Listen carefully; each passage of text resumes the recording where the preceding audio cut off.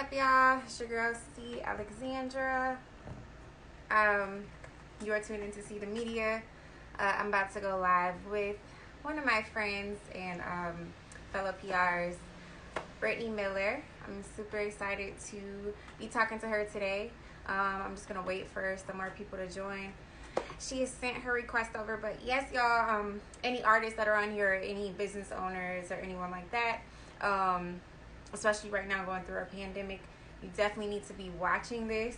We're going to be dropping some tips about, what you can be doing for your brand, despite everything that's going on. So definitely want to tune into this. And yeah, let's get started.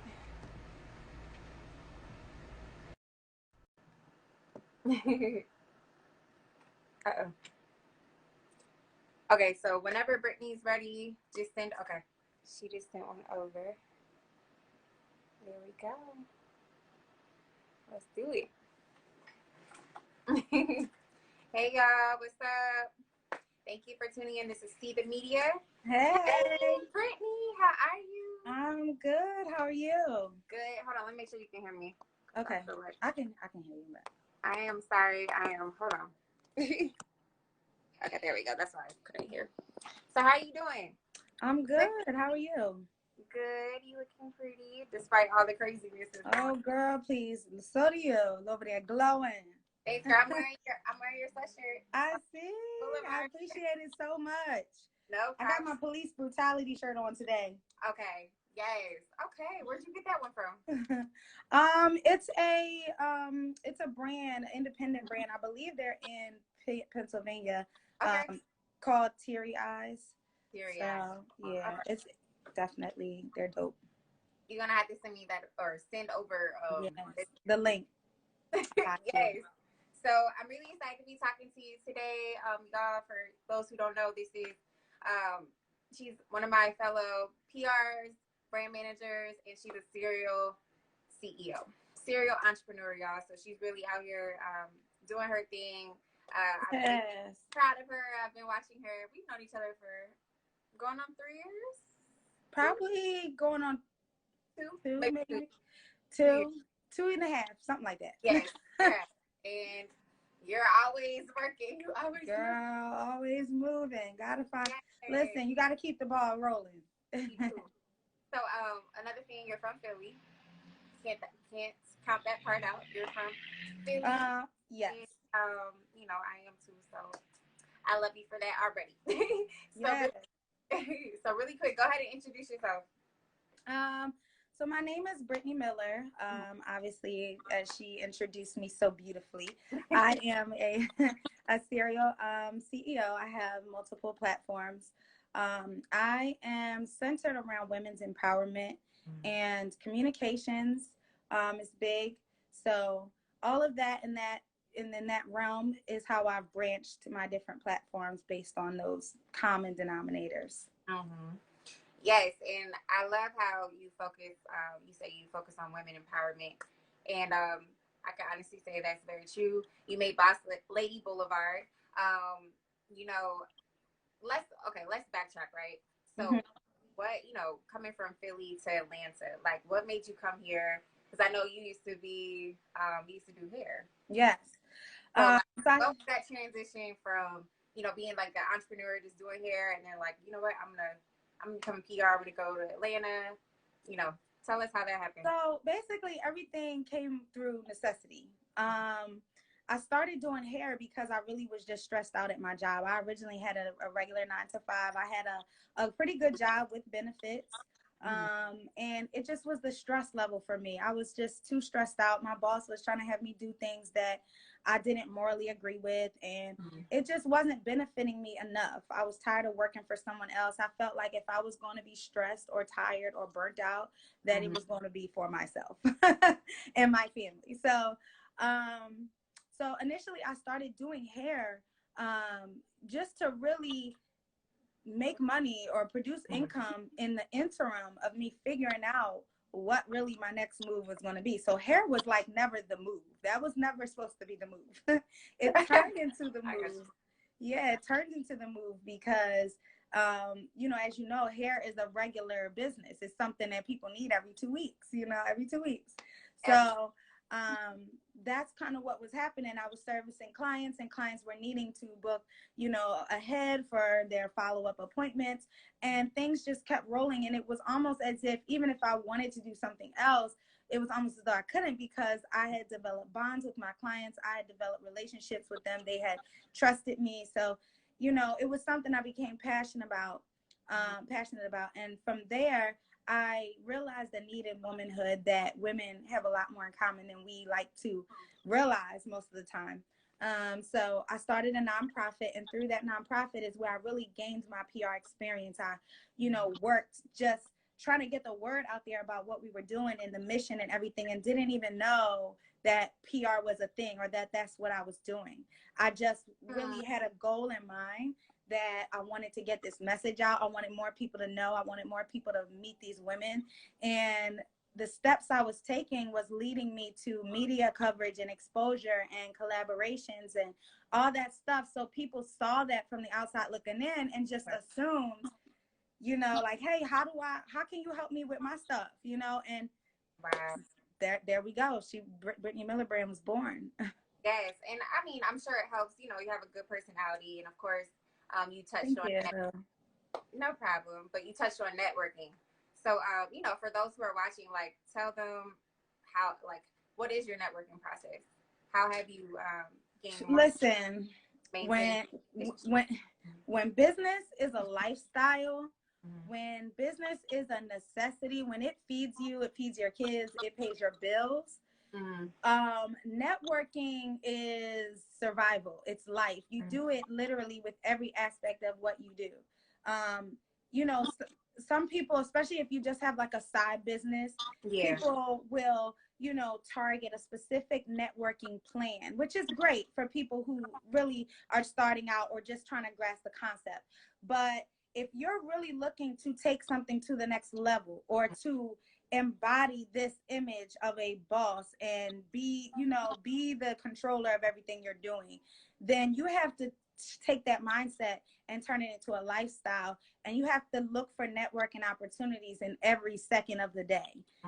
It has to be breath for you. If you meet someone, automatically your radar needs to be up. Like, how can I connect with them and introduce them to what I'm doing? How can I find out more about what they're doing to see if I have a place to collab? Like, that has to be constantly your mentality as you move about.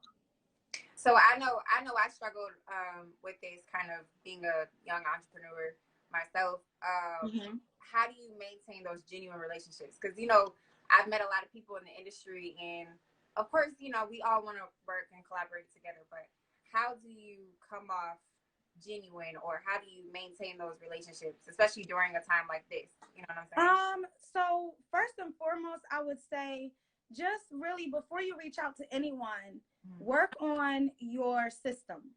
Work on how you present yourself, who you want to represent, and what you want your brand to look like, because that's what you got to come with first and foremost. Then once you connect with the person or the platform, you follow that system through, every step, almost robotically, but with genuineness. The genuineness comes from you picking the person that you want to work with. You're going to pick someone that you really want to work with, and then you're going to apply the robotic system. You introduce yourself, you talk about what your idea, your proposal is, what you're thinking, whatever the case may be. The key to nurturing the relationships is to, no matter how that conversation or situation goes, for you to maintain a professional disposition, and for you to remain with a humble mindset. So even if that person is nasty, or even if that person is short, or if they're, because you get people who are just short in the industry because they just want to act like they're bigger than thou. So with people like that, you ignore it. That's why I say it's a robotic system. I don't care how you respond. You can be yes, or you can be sure, send me an email. Either way, you have to have a system that represents your professionalism and your personality. So if you're bubbly, that means you're bubbly no matter what. They could be stale and dry, you're bubbly, okay? That's how you nurture those relationships, because what ends up happening is, after that weird moment transpires and the work comes into play, whatever collab you guys decided, and they see how the turnout is by working with you or your client, now all of a sudden they have more words. Now all of a sudden they're a little more bubbly. So for you, it's just going to come off as consistency because you've always been bubbly. So it's going to really expose them to themselves, number one. And for you, it's going to help you keep that glue together to nurture that relationship because you've always been looked at as professional. You've always been looked at as, you know, keeping your word or doing what you say you're going to do. And when you develop that reputation, people talk. And, you know, before you know it, you have a thing that precedes you before you even get there. And that is what helps you to nurture those relationships. You make right by whoever you come in contact with. And one more note. If I love it. Thank you. If you mess up, because this is a big one. No one's perfect in business. If you mess up, if you respond late to an email, if you forget to tell a client something and you drop the ball, whatever the case may be, compensate for that. Okay? No, just, oh, I'm sorry, I apologize for the inconvenience. That's not it. You have to compensate. You have to say, not with finance. I'm not talking about money. Sometimes if you feel like you want to do something with money, that's on you, depending on the situation. But you want to compensate. You want to say, okay, being as though I did this, or this happened, or whatever the case may be, I would like to do X, Y, Z, or let's, you know, blah, blah, blah. You propose something additional that's in their favor to show them that you care about your relationship, you know, and it shows that you take accountability. So where they may want to shut you out because they saw something unprofessional or they saw something they didn't like, your redemption is everything when you tell them, hey, that was messed up. I apologize, but this is what I'm going to do. I'm going to propose that we do this, and I want to fix the situation. You get your respect. So respect is what carries that relationship. I love that so much. Wow, you dropped a lot of gems. Okay. Thank you. Wow. So, you know, just touching on all of that, you know, right now we're going through a pandemic, so a lot of events, especially since Atlanta just got shut down. You know, like, right. They should have never been open back up, and we might be open back up by now. We might be actually open by now if we would have stayed shut down.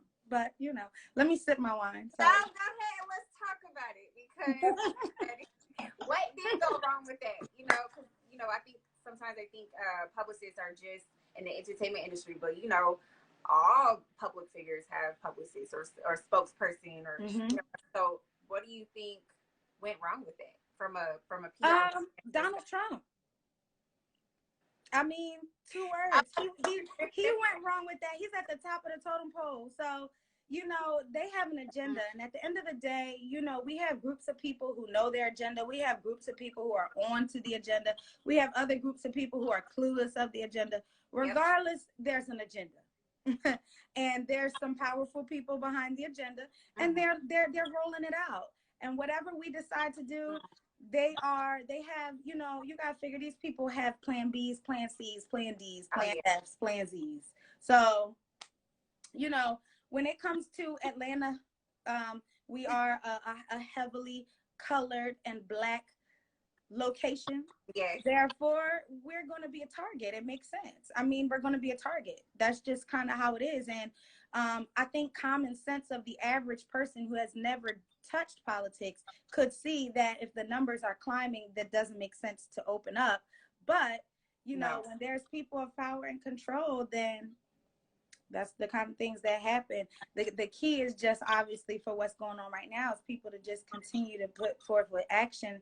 And, you know, it doesn't look like the same for everybody. Not everyone is going to carry, you know, a weapon and be up there with the Black Panthers. But those people who are doing the research and making the calls for Breonna Taylor and drafting these letters behind the scenes, they're important too. So whatever you feel like you could do to contribute, you know, do what you can do. If you're going to put any energy in it, do what you can do. Yes, I believe we do all play a part. That's definitely, it's not just the protests that are making change, but like you said, the phone calls, you know, the research, spreading knowledge. A lot of people, even other African-American people like ourselves, some of them either have shut it out or they really just don't know. So, just spreading knowledge is, you know, important right now. So I do want to touch on that too. You know, right now we have this whole, obviously, you know, systemic racism. That's being highlighted. I mean, it never went away, but right now, Right. it's It's being brought back to the surface. Yes. yes, basically. And we also have like the police brutality. That's always been kind of a thing, even since Obama was in office, and even before then. But now, girl, yeah, the 40s, the 50s, the 20s. Oh yeah, they're around. But they Yeah. have nothing to do with other things too. So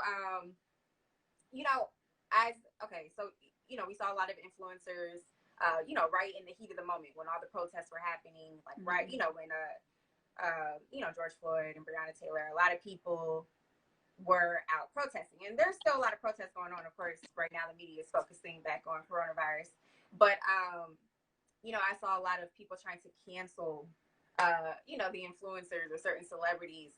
What were your thoughts towards that? Was there something they could have said differently, or was there going to always be something? I mean, see, to me, you got to know the behind the scenes. You know, a lot of these influencers, it's sad because a lot of the influencers, celebrities, and people who have platforms or money or power, they are intertwined with the same system that's our enemy. So you have to realize that a lot of these people who are expected to speak up, their contracts are tied to the people they're speaking up against, right? Yep. So we have to think about first, really the core is building Black commerce, because we need to have resources so that we don't have to look to the white America or white supremacy to fund our big dreams. You know what I'm saying? It's one thing for Black excellence to take place and people to get into these high places of power and being Black. But the thing is, it's still, the way the system is set up right now, it's still a majority that we have to get permission. We have to get access. We have to get access for that top spot. You know what I'm saying? There's no real Black top spot, if that makes sense, unless you're at the top of your wealth pyramid, unless you own everything you produce, unless you collaborate with only Black partners. That's the way that you own your spot. But other than that, your spot is temporary if you're tied to a white supremacist entity, because they can drop you like a fly, and they will use your voice and your creativity and your platform and your fans to push their own agendas. Yes. And so when these protests come and these things happen and you're forced to you're expected to use your voice that these fans also respect, it's almost as if you have lockjaw, because you speak out for your people, but does that mean now you cancel your checks? Yeah. So, in my mind, it's always moral over money, but as a whole, obviously, we know that's not going to be the case. So what we need to do and our influencers need to do and our celebrities need to do is create Black platforms like what Tyler Perry did. No one can take Tyler Perry's spot. No one can cancel him because he's created his own spot. He owns everything that he touches. He works with our people. So if anyone has an opinion about what he's doing or what he has to do, it's going to be another person of color. So, that's how you want to create the system. You want to make it so that we don't have to answer to those type of people in order to make our moves and accomplish our goals and dreams. Well, okay. So speaking on that, we do have some platforms. They're not all Black owned, right? But they kind of cater to, they're supposed to cater to the Black audience. We have I guess I'll speak on it. BET for one, right? So of course it's not Black owned. It's it was founded, of course, by someone Black. But do you feel like companies like BET or Revolts, or I know Revolt's kind of tied with P. Diddy, we have other ones. Do you feel like they're doing enough? No. But once So again, do you feel like you said, they are not Black owned. Sure. So in my opinion, and this is not a racist comment. I don't believe that because you're white, you're not going to have a Black positive agenda. That's not what I'm saying. Right. But in those current places of power that have been built over the past decades, they were not built with Black rights in mind. They were not built with Black success in mind. So, you know, the partners they have, like I said, this stuff is contracts deep, pages and pages deep. So these people, you know, they have their own plans and agendas that they want to do, and they use Black culture to push those things, like I said. But, you know, what I will say is that we can't be on the journey for better and pick apart what we have so far. You know, we have to appreciate what we do have so far. The fact that we do have BET is obviously an accomplishment. However, we cannot get comfortable. We can't be content. We can't glorify that. We still have to be woke and know, okay, this is still not Black owned. They are still making money off of Black culture. They're still producing Black culture and putting it out to be how they want it to be. So, you know, until we have, like I said, Black at the top spot, then you really, it's not an even playing field, and you can't really say, you know, what is at its full potential and what the true agendas are, because we just don't know. And when it comes to systematic racism, it's so multi-faced, like, you know, it's so multi-faced. We've seen the same people use derogatory terms and disrespect Black people that will turn around and donate $3 billion or $3 million to something with a Black cause. It's an agenda. It's not genuine. So, you know, and the only way right now to eliminate that is to keep things Black owned, or, you know, Black Wall Street, keeping that alive. You know, Black commerce, because then we force them to have some accountability. If we have what they have, they can't threaten us with what they have and force our hand. They can't say, oh, you have to stay within these boundaries because we have what you want. No, we have what we want too. You know, that's how we have to have it. So they can't, there's no level of control. Now it's literally will be even, and they can come with their ideas, we can come with ours, and we can see who's on top. Period. Period. Period. So, well, speaking of Black ownership and, you know, just keeping it, you know, Black commerce, tell everyone, you know, who's on right now, everything that you have your hand in, because I know you're a PR, you're a brand manager, serial entrepreneur. So tell them, you know, everything you have going on right now. Sure. So, all right, I'll give you my titles. I have, so first and foremost, I am a child of God, okay? A woman of God. Thank you. I'm a wife of almost 7 years. I'm a mother of 5 daughters. I am a publicist, a brand manager, brand consultant, a graphic designer, as I make logos, flyers, graphics, branding materials.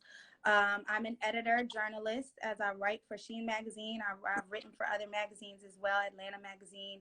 I've guest blogged and ghostwritten for different celebrities and things like that. I'm also a publisher. I have my own magazine as well. So I do have writers. I have internships. So if you're interested in writing or joining internships, hit us up because we got you. Also, I am a designer of Boss Lady Boulevard. We create women-empowered, boss lady-empowered clothing items with expressive and versatile sayings, things that empower the boss lady and, you know, just speak for our scene. I'm trying to think. So I'm also a mom blogger. I have Mommy Talks Matter, which I talk about me and my daughters and our communication. We have our talks and we basically share them with the public to encourage parents, especially mothers, to communicate with their children and vice versa, to keep that door open. I'm trying to think here. I think that, did I cover everything? And Team Brittany Miller brand, it's a page I have, which it basically, it shows a lot of the work that we do without all the fluff. And it is basically also where you can connect with internships and collabs, and it showcases some of the work from our interns and partners and things like that. Wow, that is amazing. The fact that you kind of, I think you definitely have a lot more going on than I do, but I can definitely. Girl, look. No, excuse me. Congratulations on your master's over here, Miss. Thank you. Pending, but thank you so much. Look, it's done. It's already done. Nah, okay? It's already done. I'm so excited, but yes. I feel like you're maybe one of those people that has to stay busy. Are you one of those people? Yes and no. It's not that I have to stay busy, but I'm a very passionate person. My mind stays busy. My body doesn't want to stay busy. I would love, like, I struggle with that because I Mm, like to just, this is why I'm making so many transitions in business, because I like my time. I like to be in control of my time. I like to really pour into my family and put that time into my children. yes. So, I go back and forth with it, but just as much as I want that, I'm passionate about what I do and about God's work. And I can't rest. My mind doesn't rest. I try to sleep and stuff like that. And I'm thinking of ideas in my sleep. I'm thinking of people my clients can work with. I'm thinking of how can I incorporate God's message? Like, what am I supposed to do? Like, it's constantly like that for me. No, and that's a good thing. And I feel like, see, I used to struggle with like I used to just stay busy to stay out of my thoughts. That was my thing. So Yeah, I know what you mean. now I realize that's not healthy. So it's like Yeah, I like still being busy, right. but like you said, the purpose behind it. Purpose, yeah. Or you don't feel like as burnt out, or you don't feel And like sometimes you can work those two things together. Get busy on what's bothering you. Get true. busy on that. Like, make Mm, yourself busy on what's bothering you and figure out what that is. Make, like, if where you normally would say, okay, let me get my laptop, let me research for these clients, let me pull up my emails. No, get your laptop and research what you can do to help yourself and make yourself better and feel better and elevate your ideas and your goals, because sometimes we're so great that we get on our own nerves because we can't get it out. And yes. a lot of times that is what is stressing us. Like, we got all these ideas and we know they're great.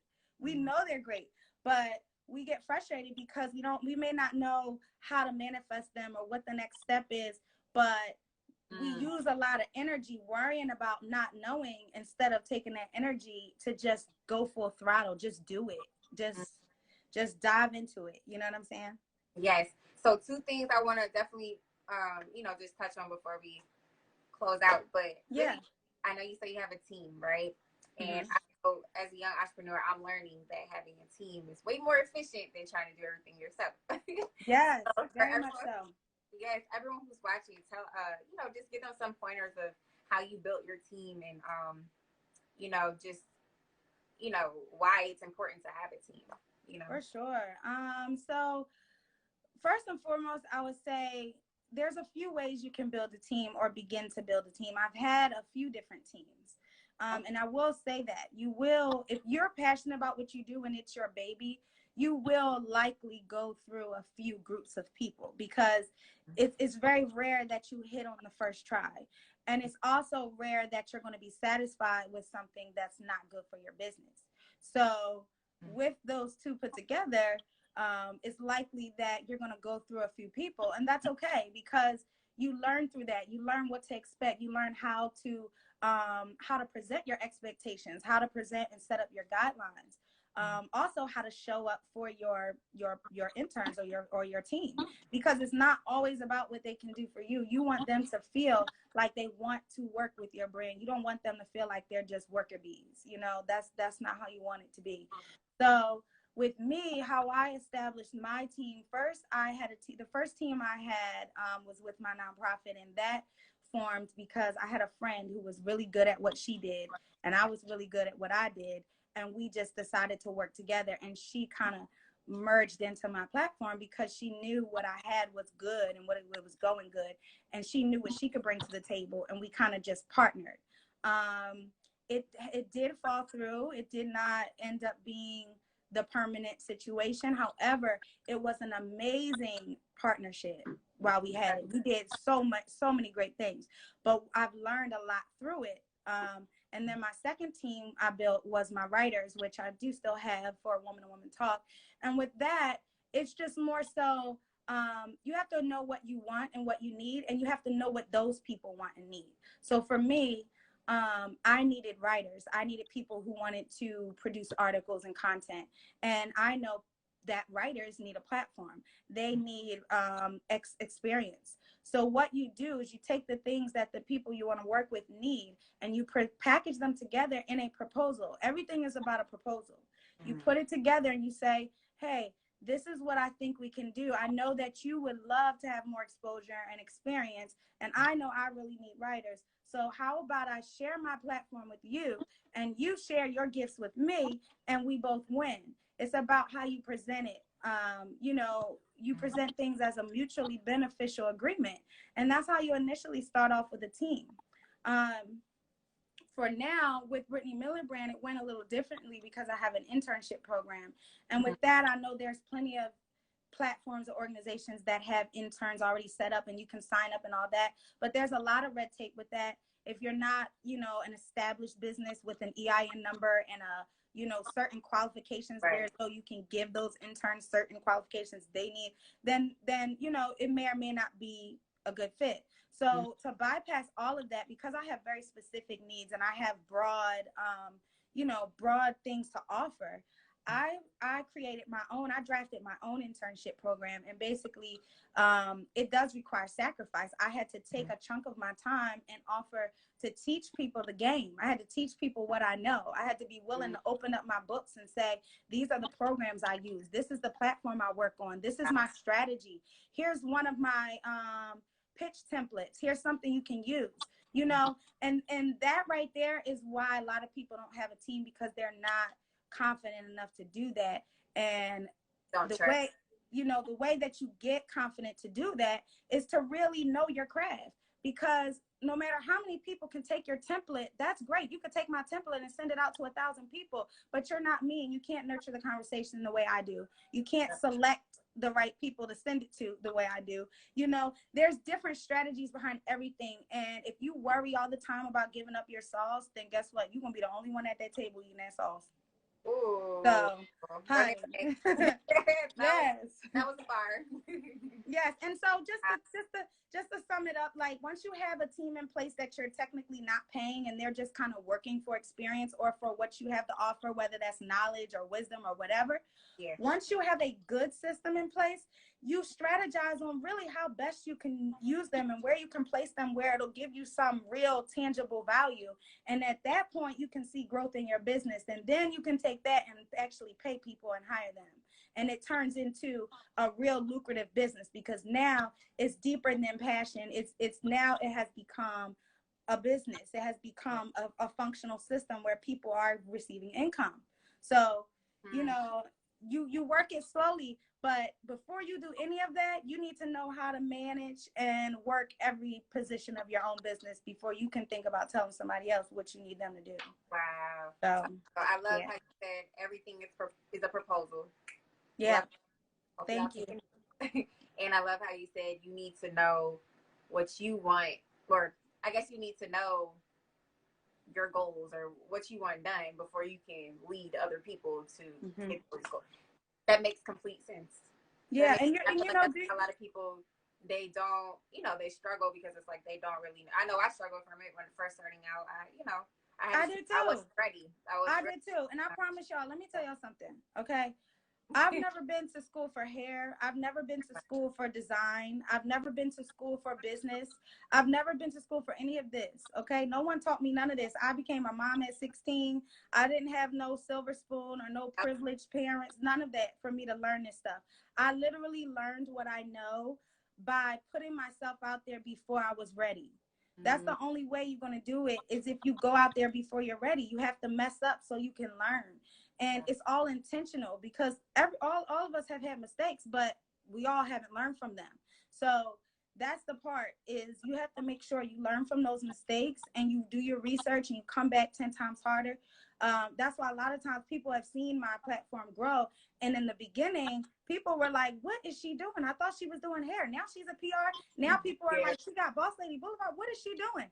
But you know, as long as you've done your research and you know what you're doing, you take your steps slow and steady and you pull it together and you take your bumps and bruises as you go. Period. Oh, I keep saying period. Yes, period. Okay. So, some tips for, you know, any PRs or brand managers on here, and then tips for maybe some indie artists or, you know, small businesses. Give them some tips on what they can do right now. You know, now that Atlanta's now shut back down, you know, we're still in a pandemic. Networking events are very limited. They're kind of virtual. Like, what? you know, maybe 3 tips. Let's just keep it at 3 tips. What are 3 tips you can give them real quick to, you know, before we close out? Okay. And these are 3 tips to PR professionals and small businesses. Or we can just do. Well, I'll give them to everybody because guess what? They're all small business owners. PRs are still small business owners. So what I would say, and specifically to PRs, definitely transition your clients right now to virtual opportunities if you haven't. I mean, I feel like that goes without being said, but definitely think forward in that mindset and don't think temporary, because it's not. I promise you it's not. After coronavirus is over, this virtual stuff ain't going nowhere, because now that people have seen the convenience of it and what it can do and how much they can build from it, it's not going anywhere. So I would say definitely think more virtual, think more innovative. Right now is the time of firsts. This is the time of firsts. So help your clients to strategize how to be the first at something.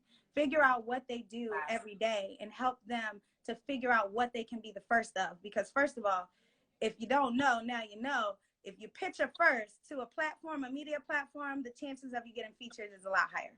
Okay. Yep. My client is the first such and such in the industry, first this, first that. It's pretty much a hit. For small businesses, I would encourage you to incorporate products, whether that's digital products, physical products. Products are the bag right now. You can't necessarily say what you can do in person. Even artists, okay? Artists, I would say get on your virtual tip. You better set up your Cash App and set up some virtual concerts and start performing and get people to send you Cash Apps. You better get your PR or your team to put together. You look, I'll give y'all some ideas. Y'all can put together a virtual tour. Get you some artists to work with and say, hey, we're gonna put together a virtual tour.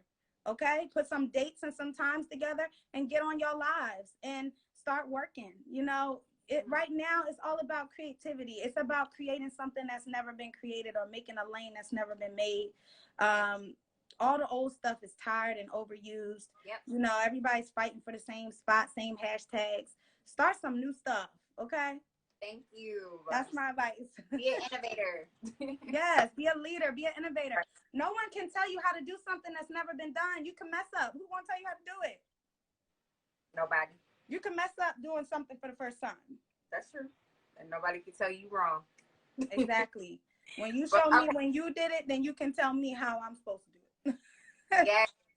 So, of course, they know where they can follow you. But tell them where they can, you know, support your business, the Boss Lady Boulevard, and, you know, what you have planned for that brand. Yes. So what I tell people is, because I have so many platforms, you can find me at my website, mrsbrittnymiller.com. And that's MRSBRITTANYMILLER.com. And then my Instagram that I'm on right now at Mrs. Britt Miller. You can find all my pages and platforms in my bio, as well as my links. Boss Lady Boulevard has some things coming up. I'm actually in process of creating my website, you know, or just incorporating it into my current website. And then we just released our first non-clothing item products, which is, yes, our Boss Lady Relax Set. It's a all vegan home spa care system, homemade and handcrafted. And then I also have Balanced Collection candles, which are basically an accountability system. An example of what I just told you, creating something that's never been done. I don't think I've ever seen accountability candles, but I might be wrong.